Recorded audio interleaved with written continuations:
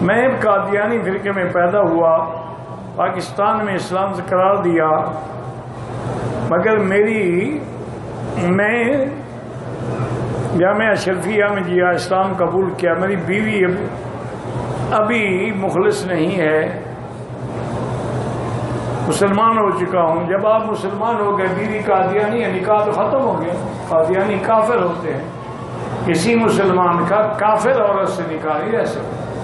کہ پینٹ ہو یا سلوار ہو یا پاجامہ، حضور نے فرمایا ویل للعقاب من النار، پھر ان کو جہنم میں ڈالا جائے گا اسی حصے کو۔ بہرحال ایک آدمی ہے، وہ تسبیح پڑھتا ہے، لیکن کسی نے اعتراض کیا کہ تم تسبیح کیوں پڑھتے ہو؟ دیکھو بات یاد رکھو، چھوٹی چھوٹی چیزوں پر جھگڑے نہ کیا کرو۔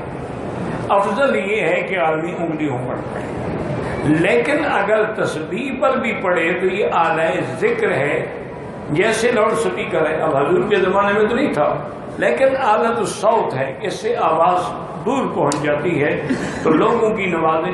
اسی طرح تسبیح ہاتھ میں ہو تو آدمی کچھ نہ کچھ پڑھ لیتا ہے، اور اگر نہ ہو تو چپ کر کے بیٹھا رہتا ہے۔ تو اس لیے اگر کوئی تسبیح بھی پڑھتا ہے تو جائز ہے، افضل ہے کہ انگلیوں پر پڑھا جائے۔